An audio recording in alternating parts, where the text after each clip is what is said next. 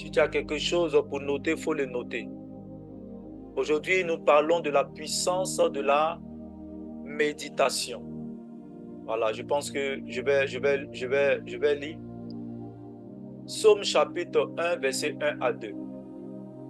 La Bible nous dit ceci.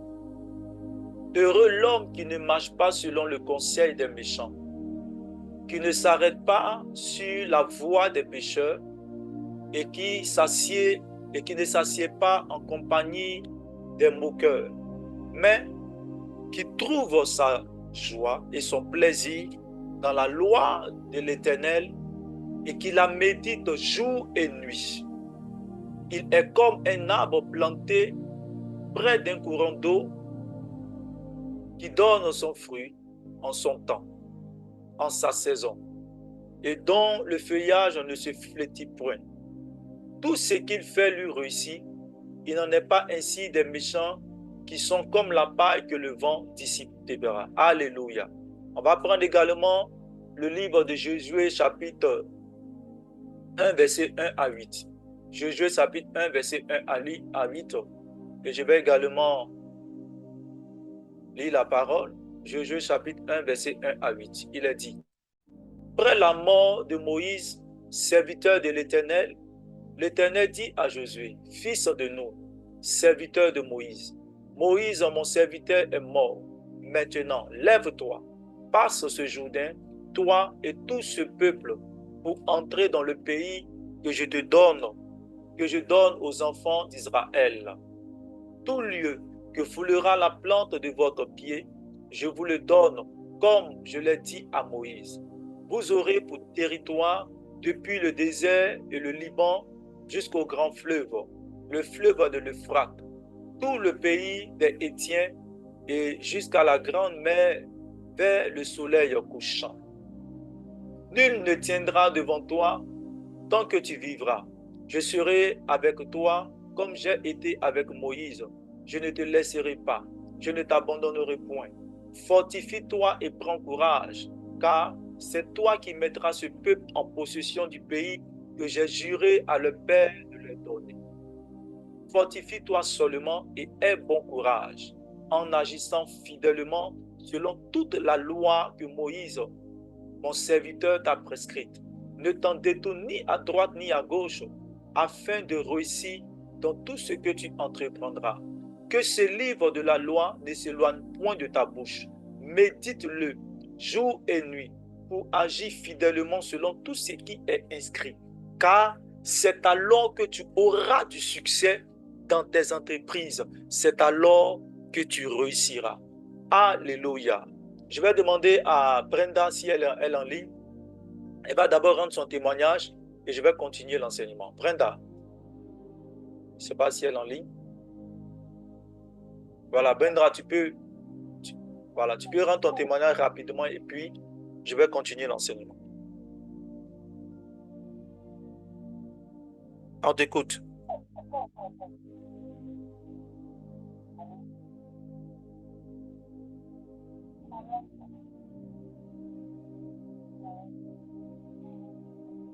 On n'arrive pas à t'entendre, Brenda. Je ne sais pas, mais moi, je ne t'entends pas.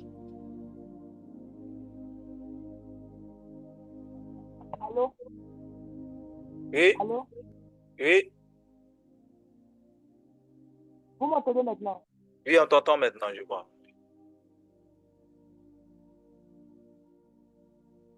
Allô? Allô? Oui, on t'entend. Allons rapidement, s'il te plaît. Oui. Il y a problème de réseau ici. J'ai eu un petit moment de faiblesse, on peut dire ça. C'était difficile. Côté finance, ça fait pratiquement 3 mois que on ne nous a pas payé. C'était vraiment difficile. Et puis, ce moment-là, j'avais perdu, désolé, mais j'avais perdu un peu la foi parce que je me plaignais. Je me plaignais beaucoup parce que Dieu a tellement fait beaucoup de choses pour moi. Mais à chaque moment, quand il y a les difficultés qui arrivent, je trouve un moyen de baisser dans la prière Pourtant, normalement, et c'est dit dans la Bible, lorsque tu en fais des difficultés, il faut aller à la Bible, lire, méditer pour que ça te remonte le moral, quoi. Mais à chaque moment, je suis là, en toute méthode, me plaindre. Donc, c'est comme ça que avant-hier, Daddy avait demandé à tout et chacun de se vider de ses problèmes, ça allait faire du bien. Donc, c'est comme ça que je lui ai expliqué tout ce que je vivais en ce moment-là. Et c'est là comme ça il m'a donné le psaume 1, puis Josué. Donc, en même temps on parlait sur WhatsApp, il m'a demandé j'ai répondu à certaines questions. J'ai commencé à méditer comme ça. Je me suis mise à lire, il m'a posé certaines questions. Et puis, le soir, quand je suis arrivée, je suis pas passée dessus, je suis allée, j'ai pris ma Bible. Voilà, j'ai pris ma Bible, j'ai lu encore le verset encore. J'ai essayé de méditer encore profondément là-dessus. Et puis, je me suis lancée dans une adoration pas possible. J'ai prié, j'ai pleuré. Vraiment, ça m'a fait du bien. Ça m'a fait du bien. J'ai senti la présence de l'Esprit Saint. Donc, c'est comme ça. Aujourd'hui, je suis là aux environs de 20 heures. Les grands-parents de ma fille, le grand-père de ma fille m'envoie de l'argent. Quelqu'un qui peut-être nous avait, bon, on peut dire, s'il ne veut pas trop parler, nous avait oublié. C'est un peu compliqué. Il ne fait pas signe par rapport à la petite. C'est très, très compliqué. Mais comme ça, je vois un dépôt. Je ne comprends pas d'où le dépôt vient. C'était un dépôt de 50 000. Je ne sais pas c'était qui. Donc, j'essaie de lancer le numéro. Je vois que c'est lui. Donc, je l'appelle toute heureuse. Là, je lui dis vraiment merci. Merci. Donc, vraiment, je vais vous dire quelque chose. Méditons beaucoup.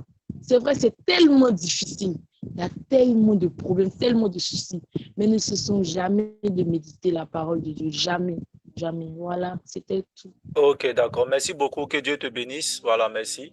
J'ai voulu que Brenda rende ce témoignage. C'est vrai que j'ai beaucoup de témoignages en inbox, mais j'ai voulu qu'elle puisse rendre ce témoignage parce que ce témoignage s'inscrit dans l'enseignement d'aujourd'hui.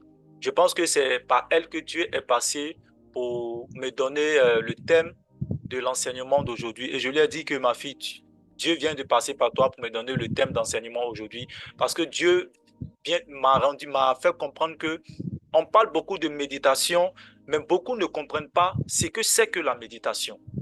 Les gens pensent que méditer, c'est lire la Bible. Non, méditer, ce n'est pas lire la Bible. Et voilà pourquoi elle a dit tout à l'heure que je lui ai posé un certain nombre de questions. Oui, je lui ai posé un certain nombre de questions. C'était dans le but de lui faire comprendre qu'est-ce que la méditation et comment elle devait pratiquer la méditation pour que cette méditation-là puisse lui apporter des bienfaits dans sa vie. Alléluia. Je pense que demain également, ma fille Marilyn va donner un témoignage demain. Voilà, je ne sais pas si elle est en ligne. Elle va donner un témoignage demain concernant aussi, parce que je vous avais parlé, je vous avais dit que le mois de mars, c'est un mois au niveau financier. Le Seigneur m'avait révélé que c'est un mois où on devait beaucoup prier au niveau des finances parce qu'il y allait avoir beaucoup de déblocages financiers. Il y a mon fils Claude également qui a reçu ce déblocage financier. Il y a ma fille Marilyn également. Elle a, elle m'a contacté, elle me disait, demain elle va rendre son témoignage. Elle a changé de travail et aujourd'hui, elle est payée à plus de double. C'est-à-dire que le salaire qu'elle a aujourd'hui, ça s'est multiplié par deux. Alors que en février, elle avait un salaire divisé en moins que ce qu'elle a aujourd'hui. Vous voyez un peu, dès que nous sommes rentrés dans le mois de mars, elle est rentrée dans cette dimension au niveau financier et son salaire a été doublé par deux. Elle a changé de coin. Aujourd'hui, elle est dans un coin. Elle me disait aujourd'hui, papa, je suis là, je suis tranquille, je suis à l'aise, je n'ai pas la pression et puis mon salaire est multiplié par deux. Donc, je vous dis, prenez à cœur ce mois de mars, priez beaucoup pour vos finances. Je pense qu'on a eu à faire les 3 jours d'action prophétique avec le parfum. Et je pense que pour ceux qui l'ont fait, ça a été bénéfique. Et vous allez constater tout le mois de mars, pour ceux qui l'ont fait, vous allez constater beaucoup de choses au niveau financier. Pour ceux qui ne l'ont pas fait, contactez-moi en inbox. Je vais vous dire comment il faut faire parce que ça a été une inspiration de Dieu. Voilà. Concernant la méditation, comme je le dis, pourquoi j'ai dit à ma fille Brenda? Parce que comme je dis, je constate qu'aujourd'hui, c'est vrai, la Bible dit que mon peuple périt par manque de connaissances. Oui, le peuple de Dieu aujourd'hui périt par manque de connaissances parce qu'il y a un certain type d'enseignement que nous n'avons pas. Il y a certains types d'informations que nous n'avons pas. Vous voyez, quand la Bible dit que l'Esprit du Seigneur est sur moi, il m'a oint pour annoncer la bonne nouvelle aux pauvres, je veux dire à quelqu'un que quand tu vois un pauvre là, ce n'est pas de lui donner de l'argent. Un pauvre a besoin d'une seule chose, la bonne nouvelle. C'est une bonne nouvelle qui va faire changer la vie du pauvre. Ce n'est pas le matériel, mais c'est une bonne information. Parce que celui qui détient l'information détient le pouvoir. Je répète, celui qui détient l'information détient le pouvoir. Voilà pourquoi vous allez voir que les grands pays tels que la France, aujourd'hui, ils ont France 24, ils ont des chaînes qui aujourd'hui influencent le monde par rapport à la communication. Parce que celui qui a l'information ou celui qui a le monopole de l'information, c'est quelqu'un qui détient le pouvoir. Qui détient le pouvoir. Elle a dit, elle rendra témoignage aussi. Il n'y a pas de souci. On va se voir en inbox. Tu vas rendre ton témoignage. Il n'y a pas de souci. Ok. Tu rendras témoignage certainement. Et donc, comme je dis, j'ai lu la Bible de la Genèse jusqu'à l'Apocalypse. Et je vous assure, je n'ai jamais vu une partie où le Seigneur a dit que tu réussiras dans tout ce que tu vas entreprendre. Vous voyez, quand je lis la parole de Dieu et que je tombe sur quelque chose qui m'intéresse, je reste accroché et je commence à réfléchir sur cette chose. Parce que, bien aimé, sans vous mentir, nous sommes tous d'accord, vous et moi, que notre projet, c'est de réussir dans tout ce que nous aurons à entreprendre. Qui ne veut pas réussir dans toutes ces démarches, dans tous ces projets, dans tout ce qu'il aura à faire? Qui ne veut pas réussir? Qui ne veut pas que la vie puisse lui réussir? Qui ne veut pas connaître de succès dans ses entreprises? Tout le monde désire la réussite. Et quand tu scrutes la parole de Dieu, tu t'en rends compte qu'il y a 2 versets où le Seigneur nous dit que pour pouvoir réussir dans tout ce que nous allons entreprendre, une seule chose que le Seigneur nous demande, c'est la méditation. C'est la méditation de la parole de Dieu jour et nuit. Mais quand on prêche et qu'on dit aux gens méditez, méditez, les gens pensent que la méditation c'est seulement lire la parole de Dieu. Non. La méditation, ce n'est pas seulement lire la parole de Dieu, parce que la méditation va te donner de ne pas être inquiet. Parce que quand le Seigneur dit n'ayez pas peur, que votre cœur ne se trouble point, ne soyez pas inquiet. Mais comment quelqu'un qui vit des situations difficiles n'ait pas une d'inquiétude à manifester? Comment quelqu'un qui est menacé, qu'on doit faire sortir de sa maison parce qu'il n'arrive pas à payer le loyer, ne sera pas troublé, ne sera pas inquiet, ne va pas vivre dans l'angoisse? Seigneur, tu nous dis de ne pas avoir peur. Tu dis que notre cœur ne se trouble point. Mais face aux difficultés, comment ne pas me plaindre? Comment ne pas murmurer? Quand la bénédiction tarde, quand les choses deviennent de plus en plus compliquées, plus je prie, plus j'ai l'impression que les choses deviennent de plus en plus difficiles. Seigneur, comment ne pas m'inquiéter? Tu me dis de ne pas m'inquiéter, mais face aux réalités qui sont autour de moi, comment je ne dois pas m'inquiéter? Et le Seigneur me répond et me dit, c'est la force de la méditation qui donnera à tous mes enfants, malgré la saison difficile, malgré la saison sèche, de pouvoir garder toujours l'espérance du salut. Une seule chose manque aux enfants de Dieu aujourd'hui, c'est de comprendre ce que c'est que la méditation, la véritable méditation, et de pouvoir la pratiquer jour et nuit afin de pouvoir réussir dans tout ce que tu auras à entreprendre. Bien-aimé, je te mets au défi à partir d'aujourd'hui. Si cet enseignement que tu reçois, si tu le pratiques sérieusement, je te mets au défi.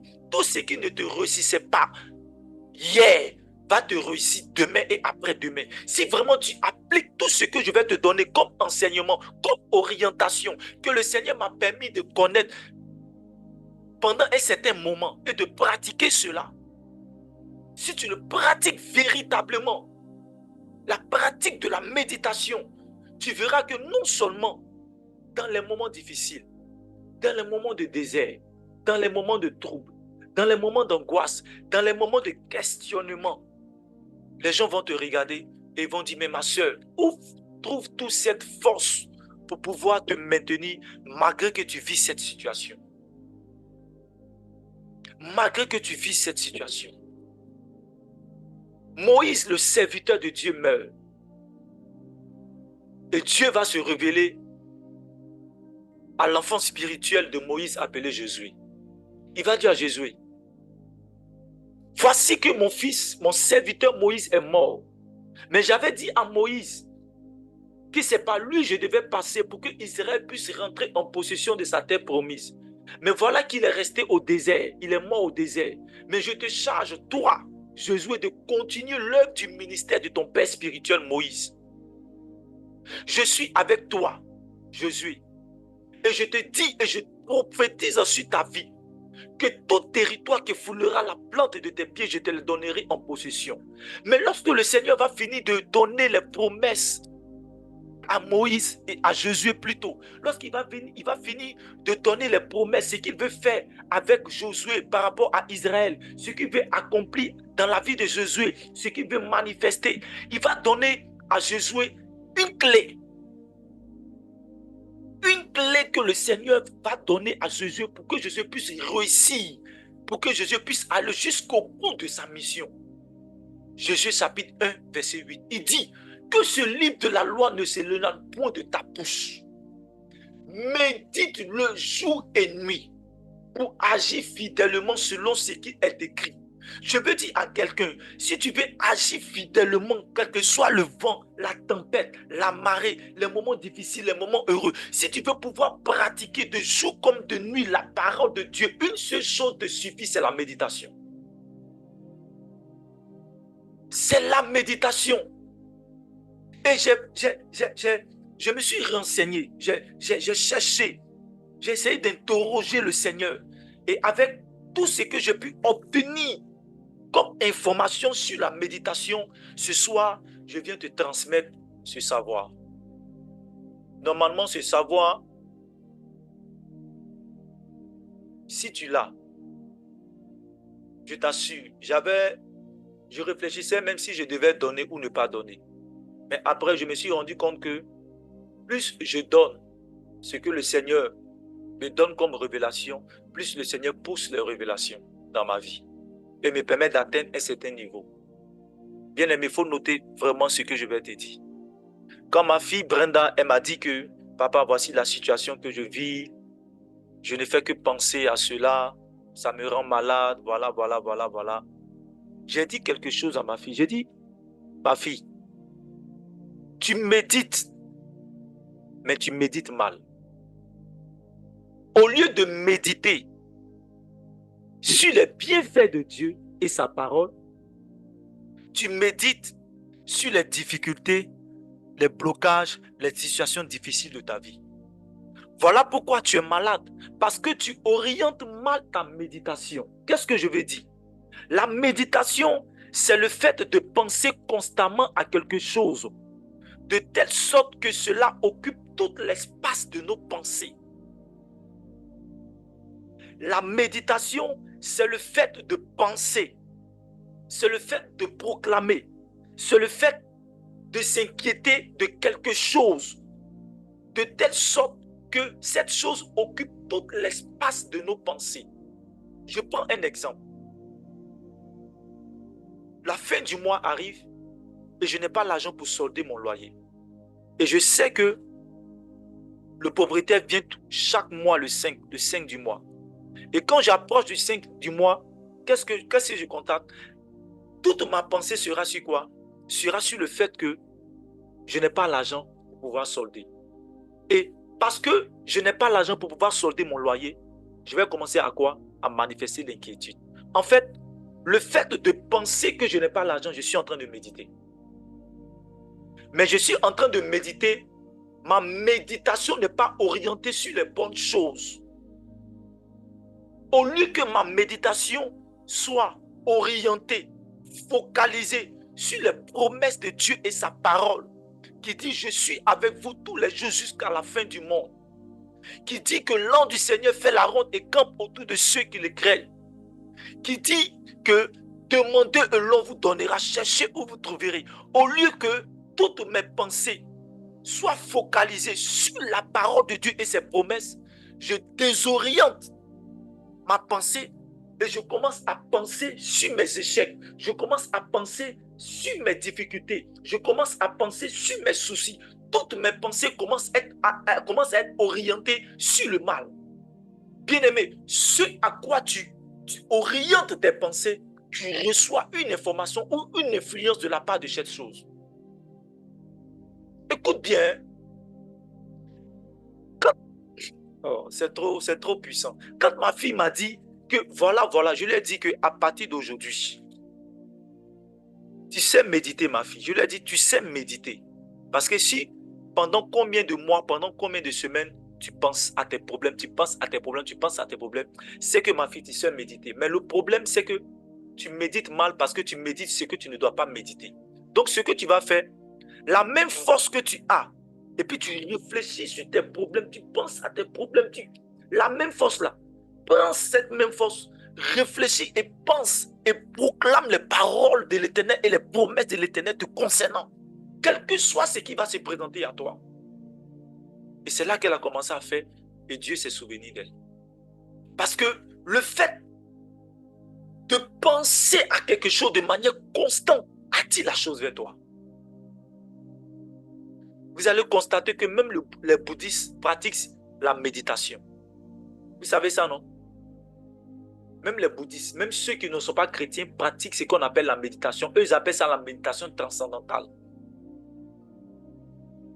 Parce que la méditation a un grand rôle. La méditation attire les promesses de Dieu jusqu'à nous.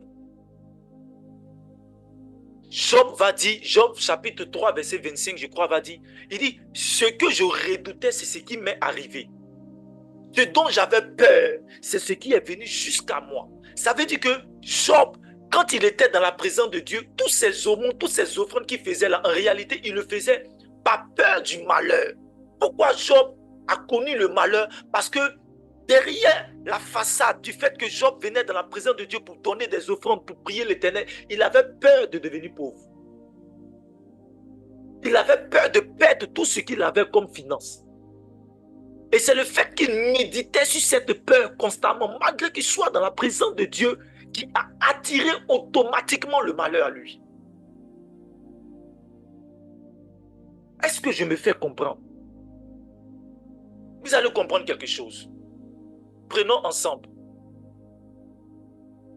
Philippiens chapitre 4. Philippiens chapitre 4, versets 6 à 7. Mandala kabala bakos que cheke de boss. Raski sakato kom tabala ba cheke de ras. Voilà, je balance rapidement. Voici ça. Qu'est-ce que nous dit Paul? Regardez ce que Paul va nous dire. Paul nous dit, ne vous inquiétez de rien. Vous comprenez? Paul, comment ne pas s'inquiéter? Mon âge est en train d'avancer. Il n'est pas encore marié. Il n'est pas encore pointeur. Comment ne pas s'inquiéter? Mais Paul dit, ne vous inquiétez pas. Ne vous inquiétez de rien. Donc ça veut dire que le fait de s'inquiéter là, nous ne sommes pas en accord avec la parole de Dieu. Est-ce que quelqu'un m'entend même? Je dis à quelqu'un, le fait de t'inquiéter là, sur ta situation là, tu es en train de désobéir à la parole de Dieu. Parce que le fait de désobéir à la parole de Dieu, ce n'est pas seulement mentir, voler, non. C'est pour ça ma fille Brenda, elle me disait, papa, quand je suis rentré dans la présence de Dieu, comme j'ai commencé à adorer et que j'ai commencé à faire ce que tu m'as dit, j'ai été porté à aller à demander pardon à Dieu pour avoir murmuré par rapport à mes difficultés. C'est ce qu'elle m'a dit, n'est-ce pas, Brenda? Si elle est là, elle peut confirmer. Parce que l'Esprit t'a apporté à demander pardon à Dieu parce que tu as commencé à murmurer, n'est-ce pas? Voilà. Parce que le fait de s'inquiéter, écoutez, je vous dis, le fait de s'inquiéter, la Bible dit ne t'inquiète pas du lendemain, car le lendemain se souciera de lui-même. Le fait de t'inquiéter du lendemain, tu désobéis à Dieu. Le fait de dire demain même, il y a mangé quoi? Demain même, Seigneur. Ah, demain. Le fait de t'inquiéter, de te troubler, le fait d'avoir peur du lendemain, là, tu es en train de désobéir à Dieu et tu rends triste le Saint-Esprit qui est en toi. Parce que le fait de t'inquiéter Tu es en train de montrer que le Saint-Esprit n'est pas capable de prendre soin de toi. Lui qui est ton papa, lui qui a voulu que tu sois sur la terre. Écoute, personne d'entre nous a voulu que nous soyons sur la terre. Personne ne s'est tenu dans la présence de Dieu pour dire, Seigneur, moi je veux venir sur la terre. C'est lui, notre papa, qui a dit on n'a qu'à venir sur la terre. Donc, s'il dit qu'on n'a qu'à venir sur la terre, il va prendre soin de nous. C'est comme un père de famille. Ton enfant que tu as mis au monde, est-ce que c'est lui qui a dit de le mettre au monde? Si toi-même tu l'as mis au monde, tu vas aller chercher, tu vas aller travailler, tu vas aller grouiller pour pouvoir subvenir aux besoins de ton enfant. C'est pareil pour Dieu.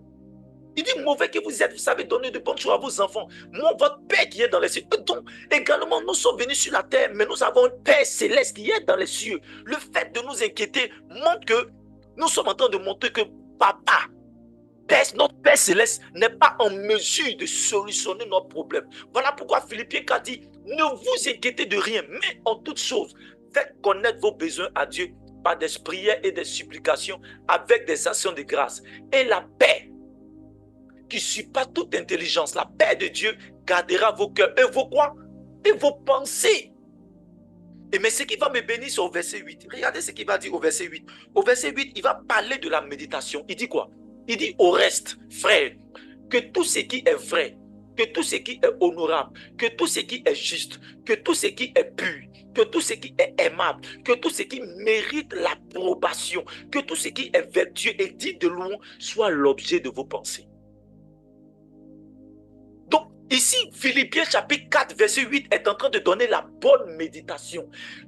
Paul nous dit, au lieu de méditer sur ce qui est injuste, au lieu de méditer sur ce qui est mal, au lieu de méditer sur ce qui est impur, au lieu de méditer sur ce qui ne mérite pas l'approbation de Dieu, au lieu de méditer sur les mauvaises choses, Paul nous dit en Philippiens 4, verset 8, que c'est tout ce qui est honorable, juste, pur, aimable, mérite l'approbation et vertueux soit l'objet de nos pensées. Voici la véritable méditation. Voici la véritable méditation. Et il y a différents types de méditation. Avant de dire comment méditer, parce qu'il y a plusieurs pratiques de méditation, mais je vais vous parler des différents types de méditation et les bienfaits. Josué chapitre 1, verset 8 et Somme chapitre 1, verset 2 nous parlent ici de la méditation de la parole de Dieu. Ça, c'est le premier principe de méditation, c'est le premier type de méditation que, pour les novices en tout cas, qui sont dans la parole de Dieu, nous connaissons. Parce que l'Éternel ici, le Seigneur ici va nous montrer que le fait de méditer sa parole nous garantit la réussite. Nous garantit la réussite. Bien-aimé, si aujourd'hui tu ne réussis pas dans tout ce que tu es en train d'entreprendre, ne jette pas la faute à Dieu. Ne jette pas la faute à Jésus. Jésus a dit à la croix que tout est accompli. Quand il a dit que tout est accompli, en fait, le problème, c'est qu'il y avait un problème qui faisait que tu ne réussissais pas. C'était ton péché. C'était mon péché. C'était les réclamations de nos parents qui faisaient que quand on était en train d'entreprendre, on ne réussissait pas. Mais lorsque Jésus va payer le prix à la croix et que son sang va ruisseler sur le bois de la croix, il dira maintenant mes enfants, il dira maintenant mes frères et mes sœurs, il dira maintenant ceux qui sont cohérités avec moi dans le royaume des cieux, ce qui était la cause de votre malheur, de votre blocage. Moi, Jésus, j'ai vaincu cela à la croix. Et maintenant, je dis que tout est accompli. Quand Jésus dit que tout est accompli, ça veut dire que le seul élément qui faisait que nous ne réussissons pas a été vaincu au poids de la croix. Et donc, nous n'avons plus d'excuses pour dire, Seigneur, nous sommes en train d'échouer. Non!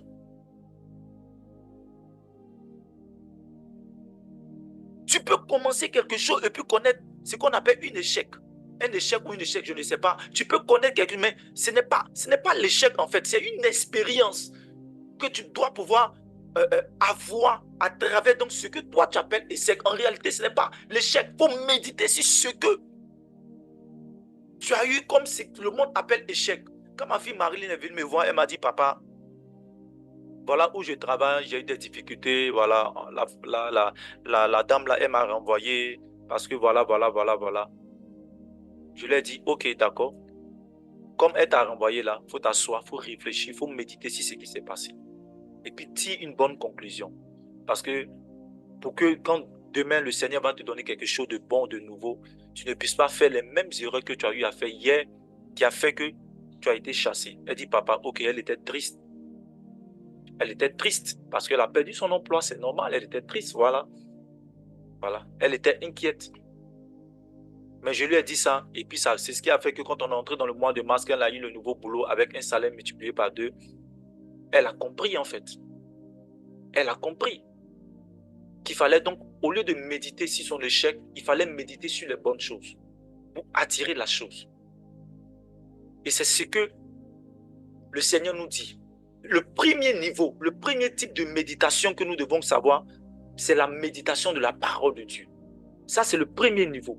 Le deuxième type de méditation, c'est Habakkuk 2, verset 2. Habakkuk 2, verset 2. Nous allons prendre Habakkuk 2, verset 2, qui est le deuxième type de méditation que je veux vous parler. On appelle ça la méditation sur les promesses et les prophéties de Dieu pour notre vie. Habakkuk 2, verset 2 nous dit, « L'Éternel m'adressa la parole et il dit, écris la prophétie, grave-la sur des tablettes afin qu'on la lise couramment. » Je vais demander à quelqu'un, depuis que les prophéties ont été dites sur toi, est-ce que tu as un cahier où tu notes les prophéties? Quand Dieu te parle, il te dit qu'il va faire ceci, il va faire cela. Plusieurs fois, il t'a parlé ou il t'a parlé à travers peut-être un serviteur ou même toi-même ou à travers la parole. Est-ce que tu as pris un cahier pour noter les prophéties que Dieu a annoncées sur ta vie? Parce que le fait que le Seigneur dise à Habakkuk de graver là, vous savez pourquoi il dit de graver? Parce qu'il dit il faut graver pour qu'on la lise couramment. En fait, la version dit pour qu'on la médite. En fait, quand tu prends un cahier et que tu notes les prophéties de l'Éternel te concernant, quand il arrive des moments difficiles dans ta vie, tu reprends le cahier et puis tu lis les prophéties. Et puis tu médites, tu dis, non, mon Seigneur est vérité. Si la bouche de l'Éternel a dit, c'est que sa main va l'accomplir dans ma vie. Alors la difficulté que je suis actuellement dedans, je crois que c'est quelque chose de passager. Parce que voici ce que l'Éternel a dit me concernant. Bien-aimé, le fait de méditer sur les promesses de Dieu, c'est une forme de méditation au-delà de la parole de Dieu qui est la Bible. Mais on doit aussi méditer sur les prophéties de Dieu nous concernant. N'est-ce pas, ma fille Brenda? Je vais parler encore de ma fille Brenda parce qu'il y a de cela, c'est quoi, 2 ans ou 3 ans avant, je t'avais donné une parole concernant celui avec qui tu es, l'homme avec qui tu es. Elle est là, elle peut témoigner. Oui. Je crois que c'est à Gonzague. Le Seigneur m'a dit qu'elle allait, voilà, elle allait croiser un homme qui est... C'était suite à chose comme ça.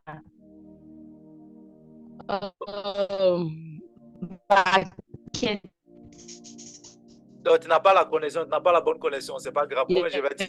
Voilà, donc c'était quoi, 2 ou 3 ans avant que je lui ai dit comme ça que elle allait croiser quelqu'un. Je vois qu'elle va croiser quelqu'un qui est dans le même domaine d'activité que elle. Vous voyez un peu? Qui est dans le même domaine d'activité qu'elle.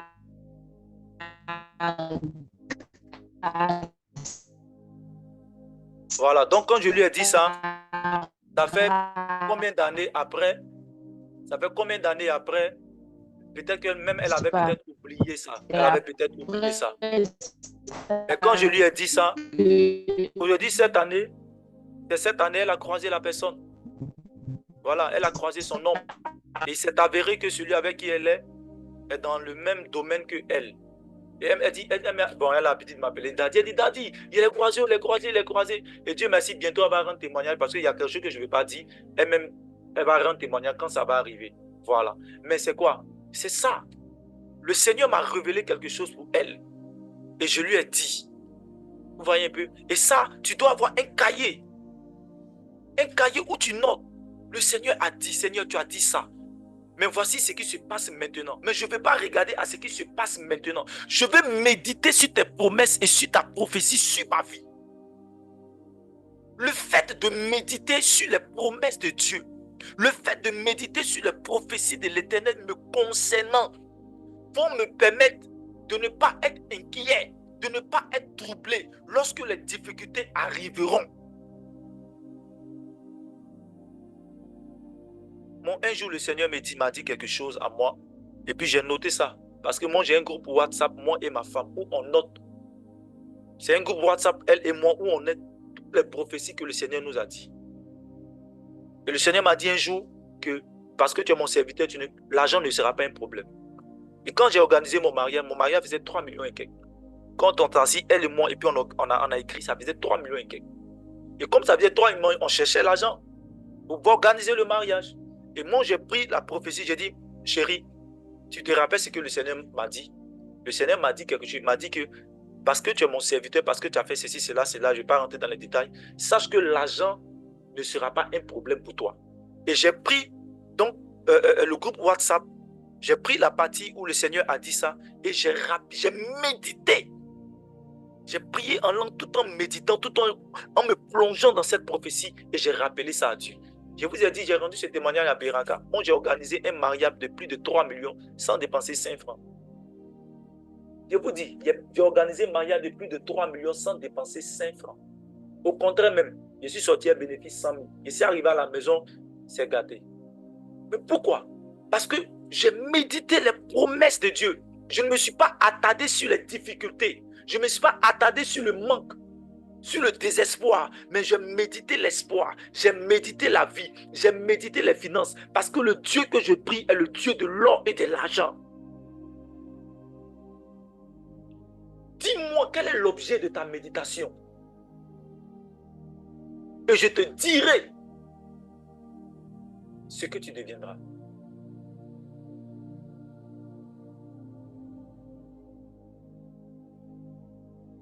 Dis-moi l'objet de ta méditation. Et je te dirai ce que tu deviendras. Ce à quoi tu penses constamment, ce qui occupe l'espace de ta pensée, parce que la pensée a un espace. C'est comme un disque dur. La pensée a un espace. Qu'est-ce qui occupe la majorité de l'espace de ta pensée? Ce sur quoi tu es préoccupé. Et je te dirai ce qui arrivera dans ta vie. Si tu as peur de l'échec, l'échec arrivera. Si tu médites sur l'échec, l'échec arrivera. Si tu médites sur la puissance de Dieu, sur la gloire de Dieu, sur la grâce de Dieu, sur la méditation, sur l'amour de Dieu dans ta vie, malgré que tu sois dans le péché, mais que tu médites sur la miséricorde de Dieu, tu seras toujours apte à te relever, même quand tu chutes. Même quand tu chutes, parce que tes pensées méditent sans cesse l'amour de Dieu te concernant. Et tu sais que Dieu ne peut pas t'abandonner.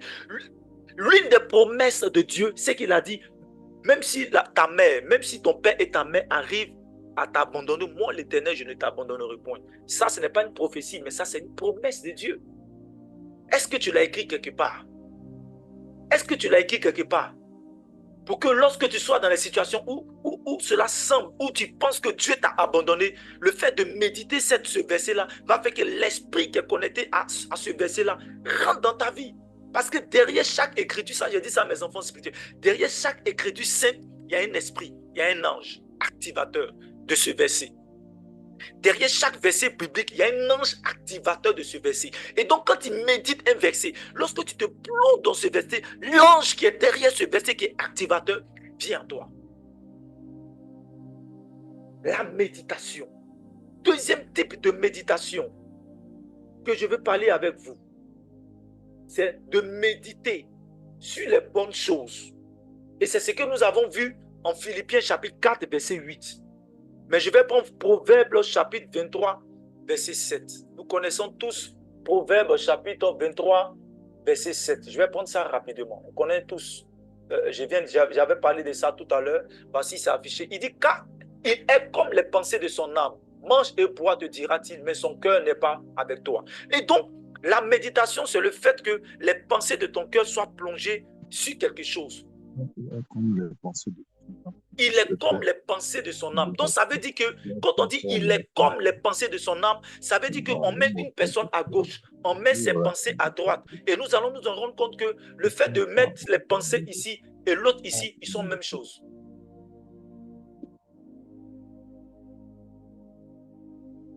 Il est comme les pensées de son âme. Ça veut dire que si moi je suis ici, on me met ici, et puis on met les pensées, mes pensées à devant, vous allez voir qu'on est même chose. Je suis même chose. Je suis même chose que mes pensées.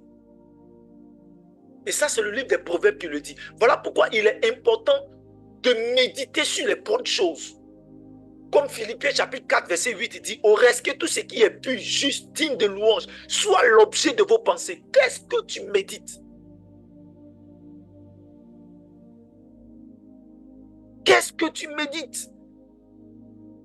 Méditer, c'est murmurer la chose. C'est dire la chose à chaque fois. C'est de murmurer.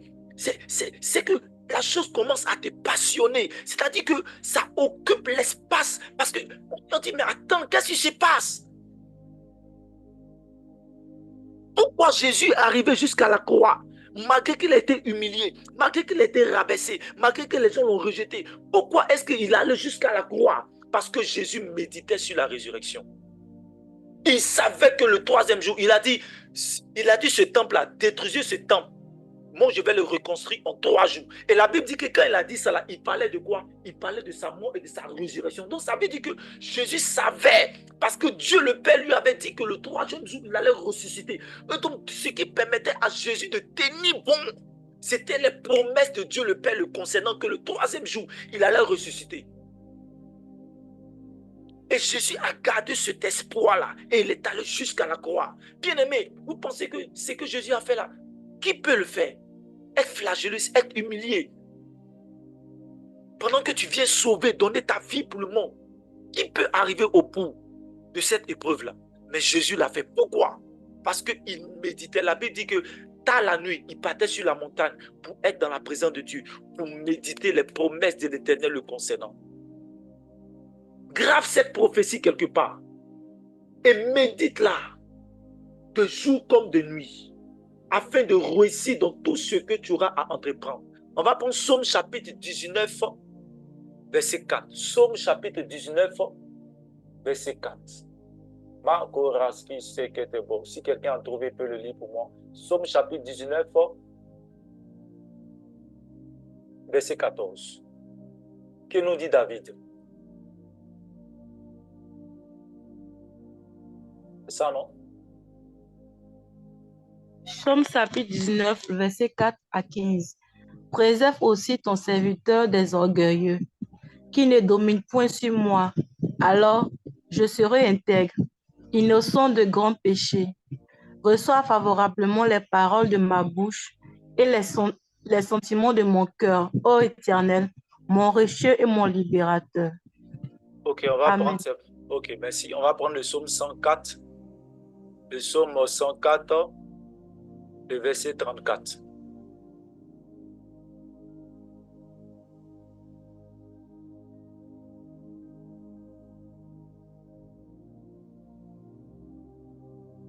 Que mes paroles lui soient agréables, je vais me réjouir en l'Éternel. Qu'est-ce que ça veut dire? Quand on dit que mes paroles lui soient agréables, ça veut dire quoi? Ça veut dire que David était en train de méditer sur ce qu'il allait dire à Dieu. Écoutez, hein, quand on dit par exemple, quand tu te tiens dans la présence de Dieu, là, il ne faut pas tout de suite commencer à parler à Dieu. Non, ce n'est pas respecter Dieu. Écoute-moi, hein, quand tu te tiens, toi, c'est dans ton intimité avec Dieu. Il faut méditer d'abord sur ce que tu vas dire à Dieu. C'est pour ça que David dit, en Psaume 104, verset 34, il dit, que mes paroles lui soient agréables. Je vais me réjouir en l'Éternel, que mes paroles lui soient agréables. Ça veut dire que David prenait le temps de réfléchir sur ce qu'il va dire à Dieu. Il prenait le temps d'examiner ce qu'il va dire à Dieu. Sur quoi tu médites, frère? Sur quoi tu médites? Sur quoi tu médites? Psaume 77, verset 10. On va prendre également Psaume 77. On va finir avec les psaumes rapidement. Psaume 77, verset 10. Les différents types. Nous sommes en train de parler des différents types de quoi? De méditation. Dieu a-t-il oublié d'avoir compassion? A-t-il dans sa colère retiré sa miséricorde? Je dis, ce qui fait ma souffrance, c'est que la droite du Très-Haut n'est plus la même. Je rappellerai les œuvres de l'Éternel, car je me souviens de tes merveilles d'autrefois. Donc, vous voyez un peu, un autre type de méditation, c'est de méditer les exploits et les œuvres de l'Éternel sur nos vies. Je réponds.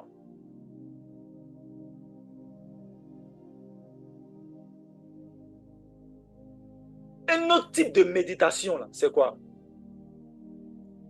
Mon fils dit, ta version dit quoi, Isaac?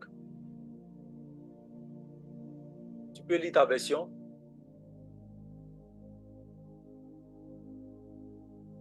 Ok, Padre. Psaume 77, verset 6, ma version dit ici, « Je pensais aux jours d'autrefois et aux années des siècles passés. » Ok, verset 12 dit quoi? Verset 12, hein. Oui. Verset 12 dit, « Je me suis souvenu des espoirs de l'Éternel. Je me suis dit,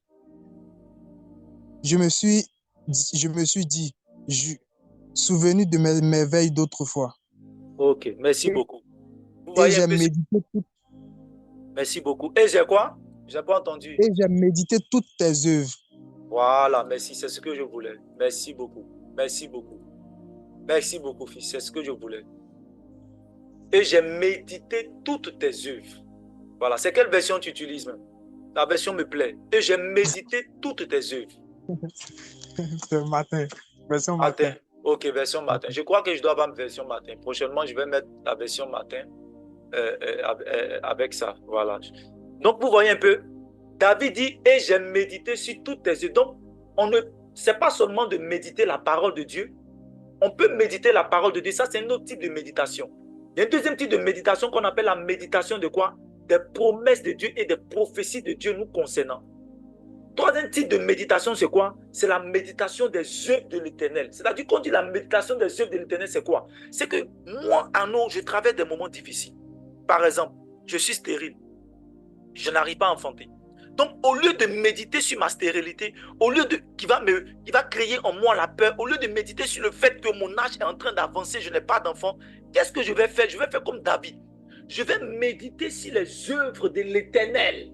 C'est-à-dire que ce que Jésus a eu à faire, ce que Dieu a eu à faire dans l'Ancien Testament concernant Anne, qui avait près de 100 ans, 90 ans et qui a mis au monde un enfant. Je vais commencer à méditer les promesses de l'Éternel. Et c'est ça la méditation.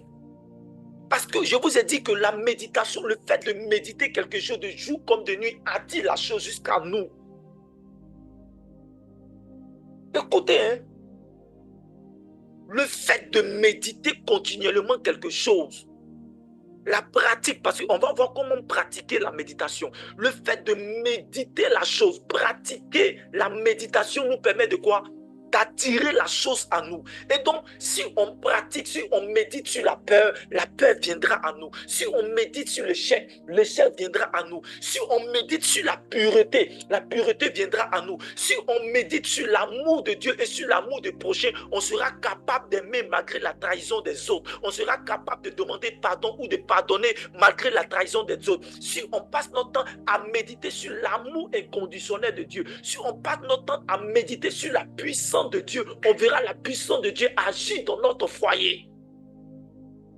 Ce sur quoi tu te focalises. La méditation, c'est de se focaliser sur quelque chose, c'est de se concentrer sur une chose. Je prends un exemple simple, vous allez comprendre. Un exemple très simple que le Seigneur vient de me donner. Actuellement, tu es sur ton téléphone, n'est-ce pas? Actuellement, là, tu es sur ton téléphone. Actuellement, là, tout ton regard, toute ta pensée est sur le téléphone. Soit c'est un téléphone que tu as devant toi, soit c'est un ordinateur. Mais tu me suis actuellement. Donc, ça veut dire que toute ta concentration, toute ta focalisation, toute ta pensée est sur quoi? Est sur moi, est sur ton téléphone. Et donc, qu'est-ce que tu fais? Parce que toute ta focalisation est sur le téléphone, est sur moi, tu reçois une information venant de moi. Donc, tu reçois ma pensée, tu me reçois. Parce que l'homme est selon les pensées. Donc, si tu reçois donc, ma parole qui est l'expression audible de mes pensées, si tu reçois cela, alors tu me reçois. Parce que Christ a dit, je saurai que vous m'aimez si vous gardez ma parole. Et donc, si tu reçois ma parole, alors tu me reçois. Mais pourquoi tu me reçois? Parce que ta pensée, parce que ton imagination, parce que tes yeux sont focalisés sur ton téléphone ou sur ton ordinateur. Et donc, tu as la possibilité de quoi? De me recevoir chez toi. De recevoir cette parole. Et donc, parce que tu reçois cette parole, l'Esprit de Dieu t'est connecté à cette parole, te rejoint de là où tu es. Si tu regardes la télévision, tu vas recevoir une information de la télévision. Et quel que soit ce que tu regardes à la télévision, ça peut créer en toi la peur, ça peut créer en toi l'angoisse, ça peut créer en toi quoi? L'encouragement.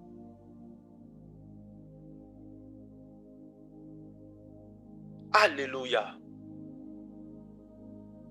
Il dit cette loi, médite-la de jour comme de nuit. Le Seigneur sait que, et il connaît la profondeur de la méditation. Et aujourd'hui, ceux qui ne sont pas chrétiens sont en train d'utiliser la méditation pour faire de grandes choses, pour se connecter au royaume spirituel, au règne spirituel. Mais nous qui sommes enfants de Dieu, on ne connaît pas la méditation.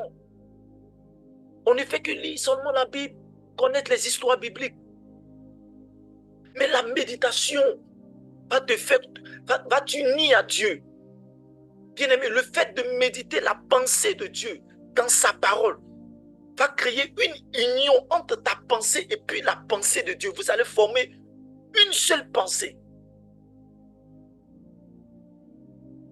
Qu'est-ce qui occupe tes pensées durant la journée?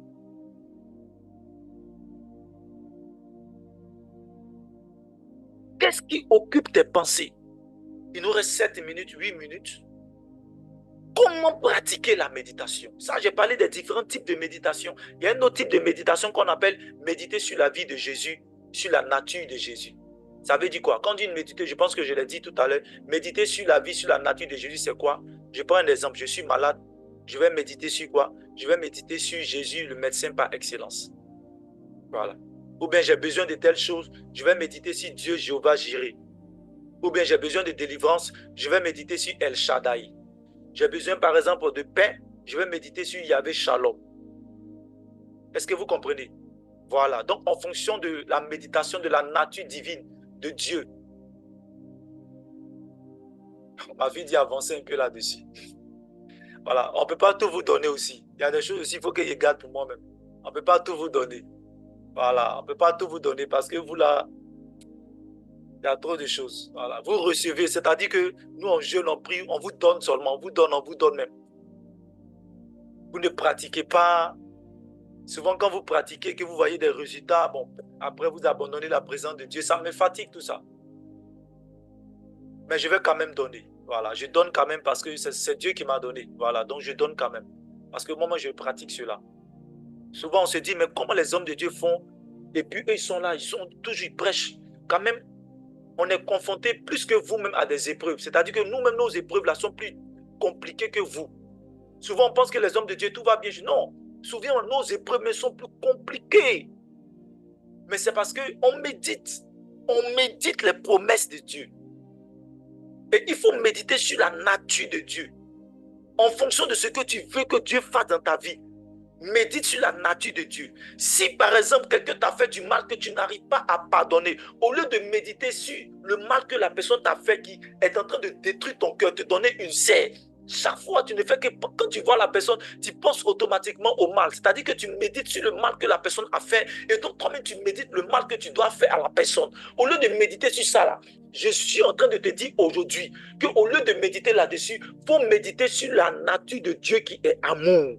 Quand tu vas méditer sur la nature de Dieu qui est amour, tu vas te rendre compte que Jésus a dit pardonner 7 fois, 77 fois. Tu vas te rendre compte que Jésus a dit à la croix, Seigneur, pardonne-leur car ils ne savent pas ce qu'ils font. Tu vas te rendre compte que malgré que Jésus a été humilié, a été trahi, a été rejeté, il n'a cessé d'aimer. Tu vas méditer sur la nature de l'amour de Dieu. Et cette méditation de la nature de l'amour de Dieu va te donner la force d'aimer. Va te donner la force d'aimer.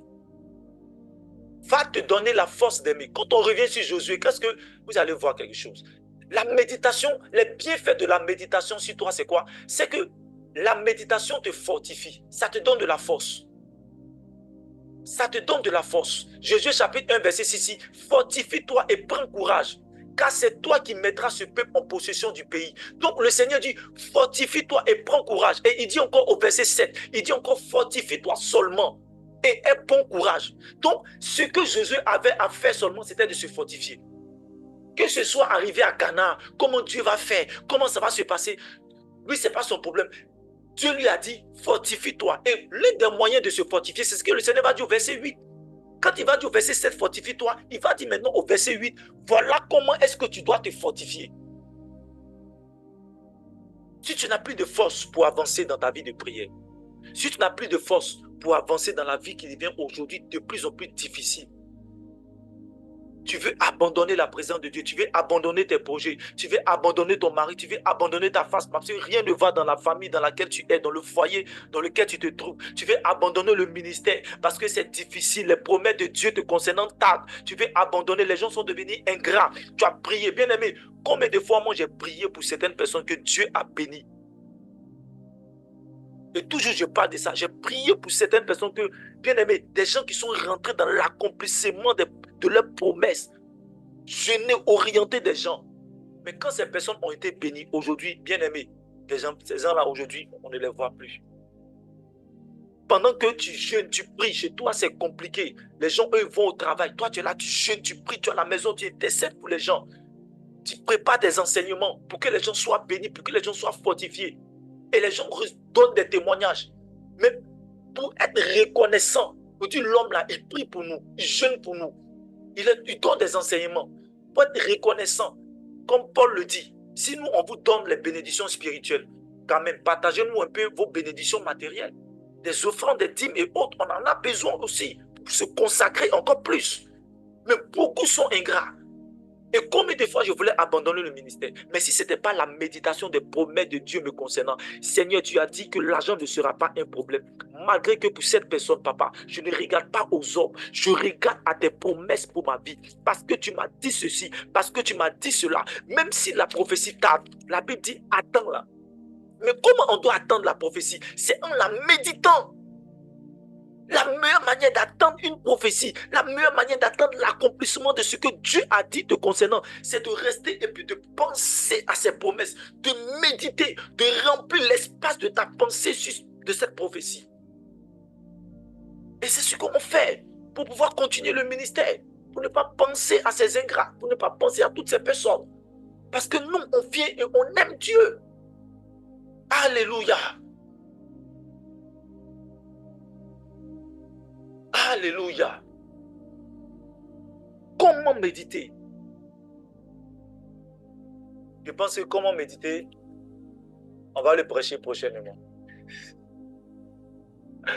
On va le prêcher prochainement parce qu'il est 1h14.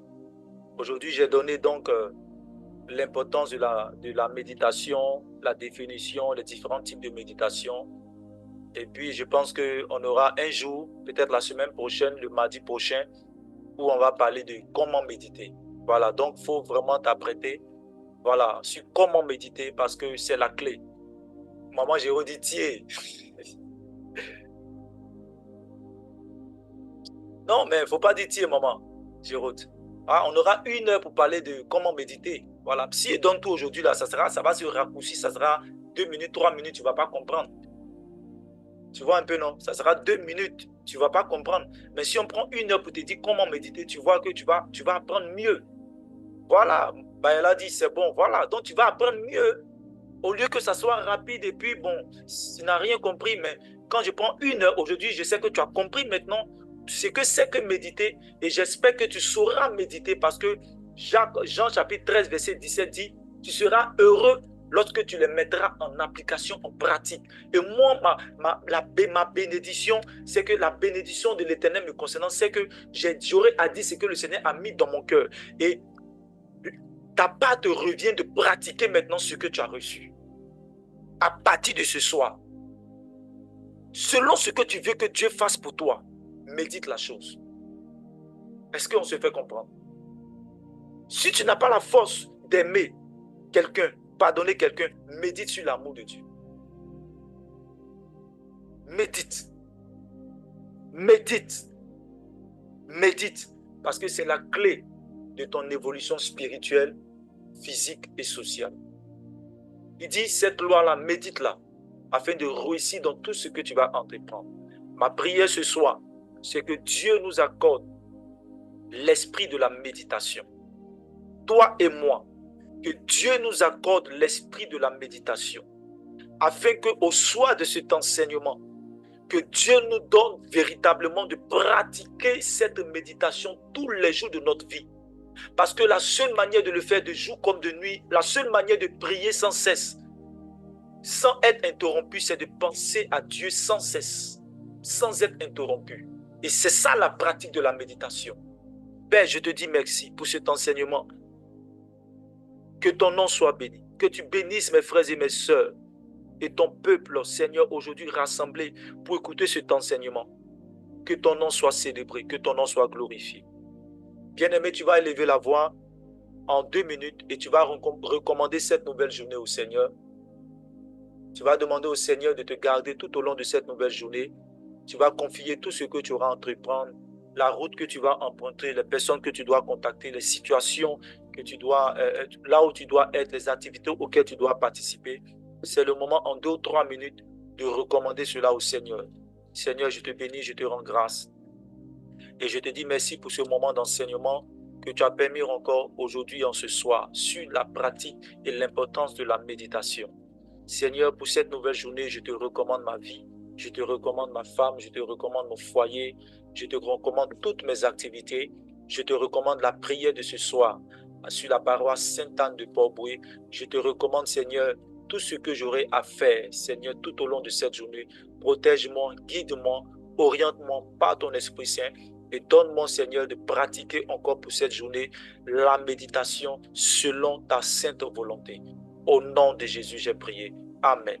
Nous disons ensemble, notre Père, qui es aux cieux, que ton nom soit sanctifié, que ton règne vienne, que ta volonté soit faite sur la terre comme au ciel.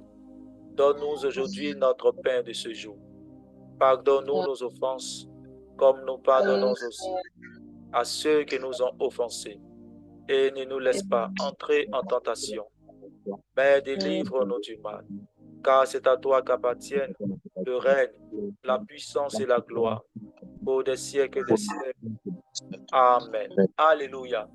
Voilà, demain, on va parler de comment prier en méditant, comment lire en méditant. On va parler de tout ça. Je pense que Adia disait même, on va également parler de, je dis demain, la semaine prochaine, on va parler également de comment choisir les versets pour pouvoir mieux les méditer. On va parler de tout ça. Voilà. Demain, c'est notre temps de partage de la parole de Dieu. Demain, à partir de 23h45, nous allons également partager la parole de Dieu ensemble. Chacun va lire, on va se poser des questions. Voilà, que Dieu nous bénisse. Au nom du Père, du Fils et du Saint-Esprit. Amen. Voilà, merci beaucoup. Merci.